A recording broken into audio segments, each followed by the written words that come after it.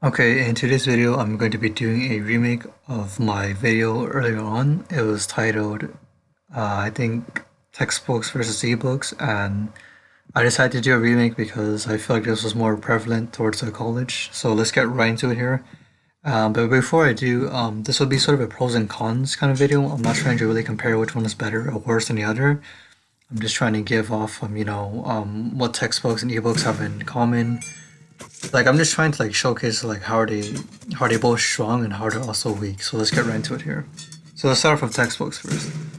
So with textbooks, one of the pros is that for each subject that you carry, like let's say calculus or stats or biology or chemistry or history, the books, even though they're very heavy, they contain a lot of information that could be really helpful towards the lecture that the professor is talking about, and also it kind of informs you on the subject.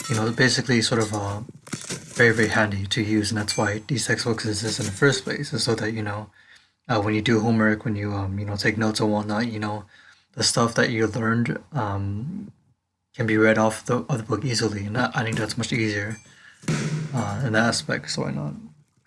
Another part of it is that it's been peer reviewed by a bunch of board of director people. These really smart people that sort of gather as a community and sort of choose, okay, what information should go on a textbook and what information should not go on a textbook. So I think because it's been scholarly reviewed, or because it's those sort of scholarly articles, or those very in-depth sort of like Harvard, Stanford kind of research being done, I think it makes the textbook very useful and I guess very useful, I guess, I don't know. And I guess this is sort of an odd one, but I guess for some books, like let's say for chemistry, for math, books that require a lot of problem solving, sometimes these textbooks, I think in high school and in college, they will sort of have like the answer key on the back so that you can sort of check your answer to see if you did it correctly or not. And I think that's good too, because let's say you have let's say like maybe 2 to 40 math homework that's being due, you can also look at the back to see which way is the correct way to do it or how to do it or whatnot. So I think because of that, it's really informative. So overall, textbooks, they do have a lot of pros. They're very informative. They've been reviewed by a bunch of smartasses, and honestly, they're here to help you at times. But however, because it is a textbook, it is without its flaw too, and I'm going to cover this flaw now. So one of the first things is with any textbook, I think I believe in high school and in college, or that some of these books are really fucking heavy. They're like maybe 5 to 10 pounds, and it just kind of brings me back memories of when I was in high school, when I was in middle school, and when I would have to like carry like maybe 20 to 30 pounds of books, and it was just very gross, kind of like slave labor. You know what I mean?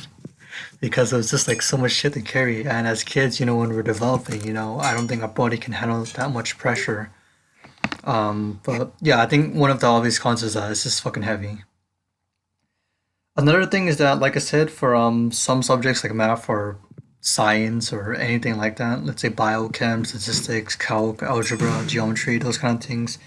Sometimes when you're doing a word problem and you don't know how to do it, before you look on the internet, for me usually I kind of look at the examples because I feel like the examples, most of the time they kind of help you. But sometimes there's always like these sort of field problems where you look at an answer key and they don't tell you shit. You look at the examples and they don't tell you shit. So then your only alternative is to go ask someone who knows what they're doing or go online and figure it out yourself. So I think that happens sometimes too. Sometimes the textbooks they kind of fuck up and they don't give you all the correct ways on how to do every single problem, which I think is very impossible to be honest. But it is what it is. And I guess in more college terms, sometimes the professors they force you to buy like a certain book, maybe so that it can, I don't know, help them get more money or something. Maybe it can help, the relationship with the publisher or developer of a certain book. But I just feel like sometimes, in college, the professors, they just force you to buy like a certain book. Like for instance, for people that are going to college next year, sometimes your professor, they might tell you to get like, let's say, Calculus 2, third edition. But then you go to the bookstore and there's like a fourth or fifth edition. But honestly, it's just the same shit. It's just they just added more crap onto it and they just sold it as a new book. So that's just how it is. That's just kind of whatever. And I guess also the last thing too is that textbooks are really pricey in college. Even if you go to like those stores that sell those used books, you're still paying like maybe 60 $70. That's the cheapest. And if you want to buy a new one, if you're that rich, it's like maybe 160 or 200 bucks sometimes. So the price range is absolutely absurd. So this is why some people prefer to use ebooks or pretty much downloaded books that are free on the internet, or obviously you can buy them or you can download them illegally. So let's talk about some of the pros now for ebooks. So like I said, it can be accessible on the web, so that's really helpful. Number two is it can be used on multiple platforms like iPads, your phone, your Android, and even your laptop and your computer too. So it's really, really reliable in the sense that, let's say you lost your phone or something, as long as you have a computer, you're good to go. Or if you lose it, your laptop, your iPad, your phone, you can always go to the library to do homework, or you can always go somewhere where they kind of offer you free sessions to use their devices, I guess, so you can get shit done. And also with with ebooks, ebooks generally tend to be a lot cheaper. Sometimes if you're lucky, you might get like a free edition of like a full 400 or 500 page book that would cost like maybe 200 bucks or something for free. You can also torrent them as well too if you're that desperate, or you can just obviously buy them. You can buy like a used one, or you can buy a new one. But I'm pretty sure when you try to look for online books, they're usually going to be new and not used. So basically, I guess the pros for ebooks is that they're more resourceful, they're cheaper sometimes, and they're just I guess they don't weigh anything at all. You can just access it whenever. Whereas with textbooks, you have to carry that fucking 10-pound shit, slam it into your table, and just crack open the pages and start reading from there. So it's very, very old fashioned compared to a new fashion of using ebooks as opposed to textbooks. And I think that it's a transition from high school to college. Is that this is one of the very first things I noticed was that more people are kind of using ebooks now because textbooks cost just way too much fucking money. And finally, this covers some of the cons. So like I said, people can torrent or download them off of illegal websites. Obviously, if they get in trouble, it's their fault. But I guess sometimes, the lifestyle of a college student is that, no matter which college you're going to, you're going to be paying an absurd fee when it comes to textbooks and tuition and other crap. So, I guess if you don't get caught, it's whatever. But there's a very, very high chance of you obviously breaking the laws because you're downloading something that is not meant to be on a public.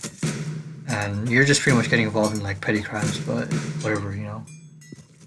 Another thing too about college is that sometimes professors they tell you to buy a certain book, but if you do your research ahead of time, you'll find out that sometimes people say that you don't really need the textbook because we barely even use that at all for class. So maybe that can save you like 60 or 70 bucks or maybe 200. So sometimes you have to be very, very cautious.